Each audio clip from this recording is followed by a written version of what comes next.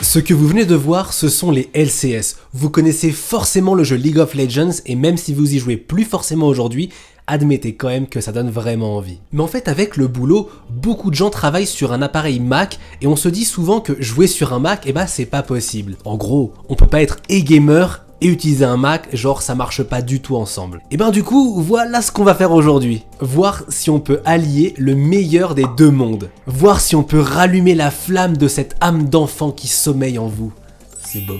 Alors macOS c'est pas réputé pour sa grande capacité à faire du gaming, c'est pas le point fort sur lequel il est bradé en ce moment, encore qu'avec les M2 et les présentations avec un certain jeu, enfin je m'égare, on va quand même voir que finalement quand les jeux sont aussi compatibles, ça marche très bien. Bien sûr, tout va dépendre du type de jeu et on va essayer de faire le point. Faut savoir que tous les tests sont faits sur un Mac Mini M2, donc c'est un petit peu plus performant qu'un M1, mais il n'y aura pas de différence fondamentale. Et petite note, le Mac Mini c'est vraiment l'entrée de gamme, c'est la version du minimum. Dans ce premier cas, je me suis attaqué à des jeux qui ont bercé notre enfance. Alors ils sont tous compatibles avec macOS et on va donc tous les essayer.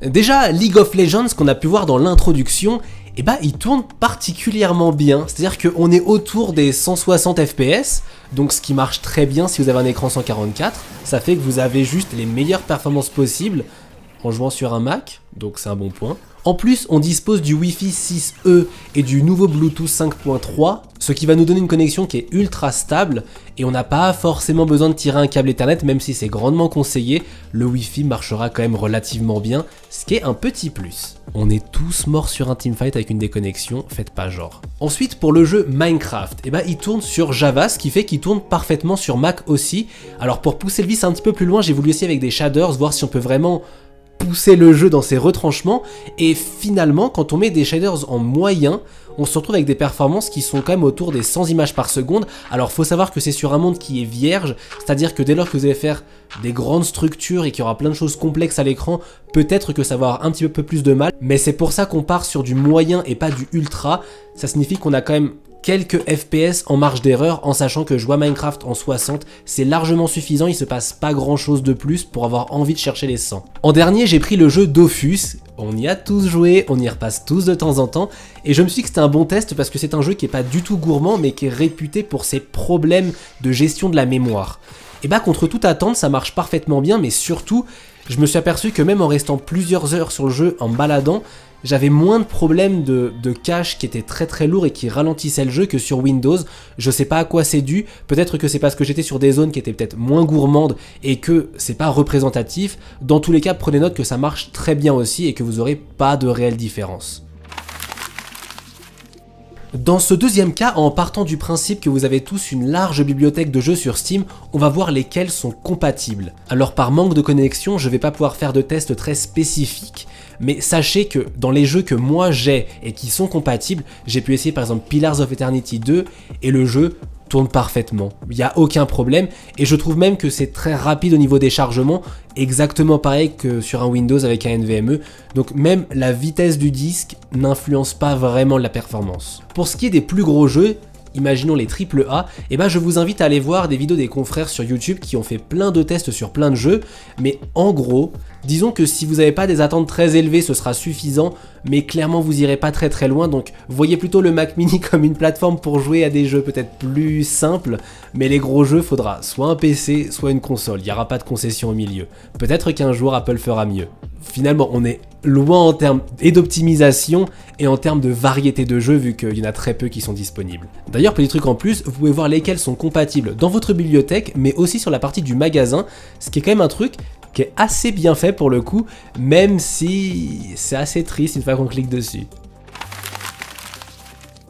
Le troisième cas est sûrement le plus sous-estimé, c'est le Game Pass de Xbox. Encore lui, j'en parle tout le temps. bah en fait on peut y jouer avec une manette sur le Mac. Alors ça va juste vous demander une très bonne connexion, alors très bonne. Une bonne connexion on va dire, la mienne a beau être très correcte, sur les jeux qui sont très nerveux, et bah c'est pas des plus agréables, donc moi je me limiterai à des jeux indépendants et des jeux qui sont un petit peu plus lents, mais si vous avez des grosses connexions, vous pouvez jouer à tout et n'importe quoi. Le plus pratique en fait, c'est que déjà, vous pouvez jouer sur n'importe quelle plateforme Mac, que ce soit un iPhone, un iPad ou votre Mac, même une console, ça marchera aussi, et en fait tout va se synchroniser automatiquement, ce qui est un réel plaisir. Petit bémol, on ne pourra pas jouer avec le clavier et la souris en cloud gaming, c'est vraiment limité à la manette, donc tous les jeux qu'on rêverait de jouer au clavier souris sur un Mac, et bah c'est pas possible parce qu'en fait c'est pas considéré comme étant un PC, donc on peut pas juste jouer sur l'ordi en faisant fonctionner le Mac mini, il faut vraiment qu'on passe par du streaming. Notez alors que si vous cherchez à jouer à des très gros jeux, il faut une grosse fibre. Si vous êtes un petit peu plus soft et que vous jouez à des jeux de cartes, à des jeux plus stratégiques, et bah ce sera très suffisant avec une connexion qui est moyenne. Ce qui va se passer en fait, c'est plutôt que les graphismes vont baisser, donc vous aurez toujours la même fluidité que vous ayez une très grosse connexion ou une petite connexion. C'est juste la qualité générale du stream qui va franchement différer. Si vous jouez en 360p, je vous assure que c'est beaucoup moins agréable qu'en 1080.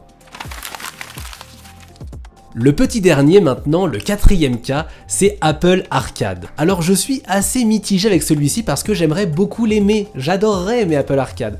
Malheureusement, c'est un peu bizarre comme concept. C'est-à-dire que les jeux sont soit trop simples, soit ils ont un gameplay qui est bizarre ou peu concluant, ou ils sont plus considérés comme des jeux mobiles, ce qui est un peu dommage quand on sait le potentiel de la puce, donc on aimerait vraiment que Apple, peut-être, organise quelque chose pour pousser un petit peu le gaming en avant, parce que vraiment il y a un énorme potentiel.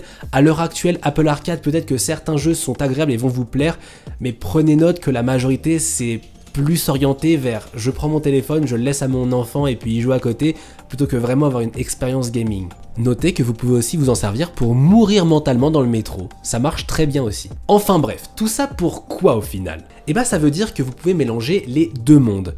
Si vous utilisez un Mac pour travailler, ce qui arrive dans de nombreux cas, ne serait-ce que pour les logiciels, la fluidité, toutes ces choses-là, et bah vous serez content d'apprendre que vous pouvez quand même jouer à certains jeux. Et peut-être que vous ne jouerez qu'à ces jeux-là et ce sera largement suffisant. Dans ce cas-là, eh bah, soyez heureux, vous n'avez pas acheté autre chose, votre Mac suffira. D'ailleurs, fun fact, mais moi j'utilise un disque dur externe sur lequel j'ai installé tous mes jeux, ce qui fait que je peux juste le brancher et le débrancher, et je laisse en fait la partie vraiment du disque interne dédiée aux applications et au travail. Dans ma tête c'est plus simple, je pense pas qu'il y ait de grandes différences, mais notez que vous pouvez le faire et vous avez juste un petit disque qui s'appelle Gaming, vous le branchez et tout se lance dessus, c'est assez marrant. Bref, cette vidéo veut surtout dire qu'à l'heure actuelle, si vous voulez vous entraîner pour participer au LCS, et bah vous pouvez le faire sur un Mac. C'est une conclusion qui est peut-être un petit peu pauvre, mais je trouve qu'elle répond parfaitement à la question de l'introduction. Travailler, c'est vraiment bien, mais oubliez pas de vous divertir un peu, et étrangement, ces petites puces Apple Silicon, elles l'ont bien compris. C'était Thomas, j'espère que ça vous aura plu et je vous dis à la prochaine. Allez, bye.